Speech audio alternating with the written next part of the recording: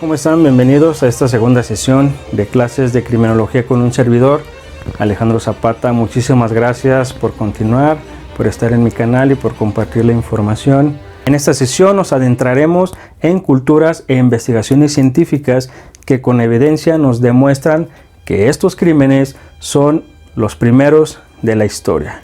Muy importante conocer estos antecedentes históricos de la criminología, ya que nos brindarán los primeros panoramas de dónde proviene esta conducta criminal, y con datos y hechos conoceremos cuáles son los primeros crímenes de la historia. Comencemos con el primer crimen. La víctima fue un neandertal, tendría unos 40 o 50 años de edad y unos 67 metros de altura. Sucedió hace entre 50.000 y 70.000 años, a mediados de la Edad de Piedra. Y se trata del primer crimen de la historia, el primer asesinato del que se tiene constancia. Fue el famoso arqueólogo norteamericano Ralph Solecki de la Universidad de Columbia, quien halló la remota caverna en 1957. Tras 4 años de excavaciones, se encontraron 9 esqueletos neandertales enterrados, machos y hembras de todas las edades. Fueron bautizados con el nombre de la cueva Shanidar y un número del 1 al 9. El macho abatido le correspondió la etiqueta Shanidar 3. La peculiar herida que presentaba su costilla ha sido objeto de estudio y especulaciones durante 60 años.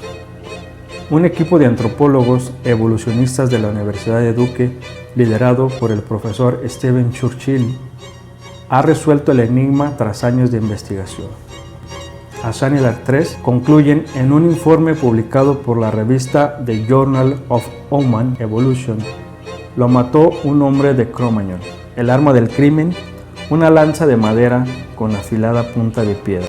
Fue lanzada desde una especie de ballesta a Shanidar 3, que estaba de pie en el momento de ser alcanzado. La lanza le entró por el costado derecho.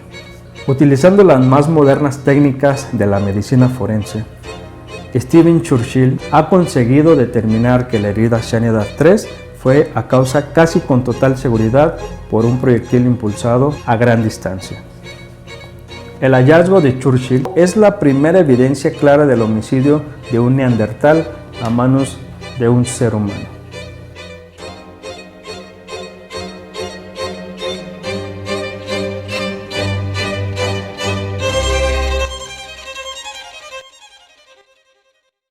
El crimen como castigo.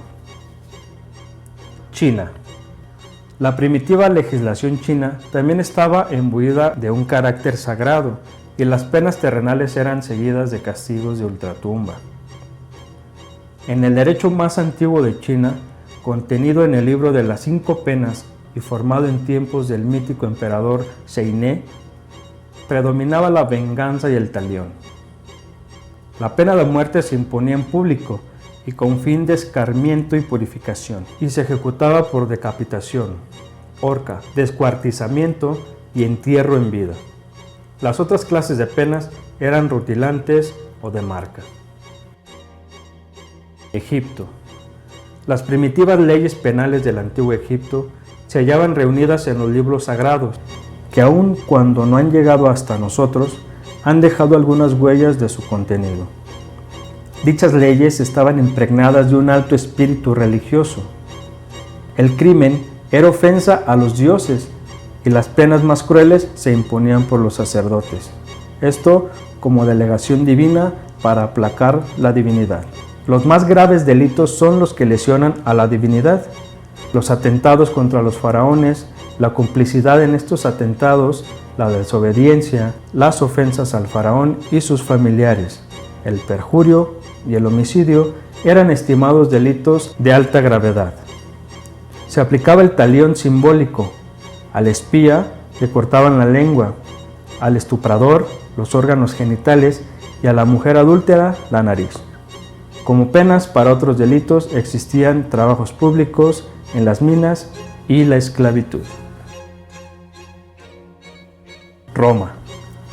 La pena de muerte era algo generalizado, aplicada en el homicidio, el incendiarismo, la calumnia, el falso testimonio, la corrupción pública, el uso de conjuros, el acudir a reuniones de sedición, la traición y para ciertos tipos de robo y fraude.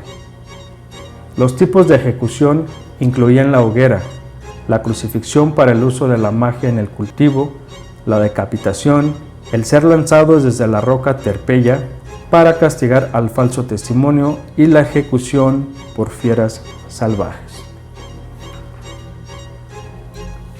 La Edad Media. Es bien sabido que en esta época se desarrollaron las torturas más crueles de la historia. Las formas de castigo más comunes eran el esclavismo, el encarcelamiento, las correccionales, la deportación, el castigo corporal y la muerte. En esta época aumenta en gran medida el número de delitos castigados con la pena de muerte. Liturgia prehispánica mexicana. El ritual sagrado. El ofrecimiento de sangre que hacía posible la preservación de la vida del sol revivía la inmolación de los dioses que aceptaron la muerte como rito. A lo largo del año, la interpretación de los mitos y creencias estaban enraizadas además en los propios ideales místicos guerreros. En el Código Metritense se ofrece la siguiente descripción: así se hacía la muerte sacrificial.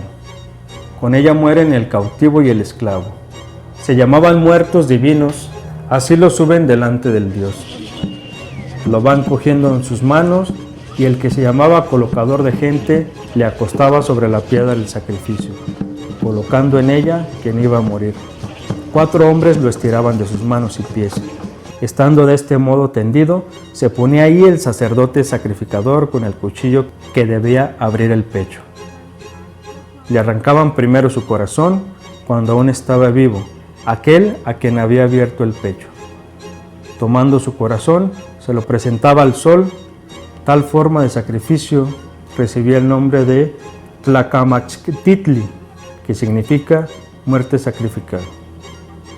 Para estudiar la amplia gama de ceremonias en que tenían lugar el rito de la muerte sacrificial, necesariamente hay que acudir a los relatos acerca de las fiestas en las 18 cuentas de 20 días del año solar, las diferentes deidades y las distintas clases de víctimas que en su honor se sacrificaban.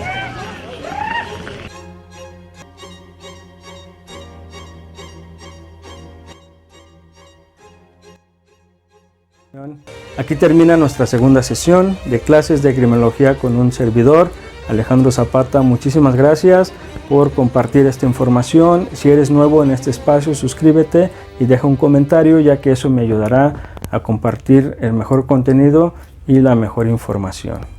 Nos vemos en la tercera clase, donde explicaremos y donde nos adentraremos de manera más particular en cuáles son aquellos precursores de la criminología, cuáles son los científicos que iniciaron a proponer acciones criminológicas y de qué forma. Nos vemos entonces en la siguiente sesión.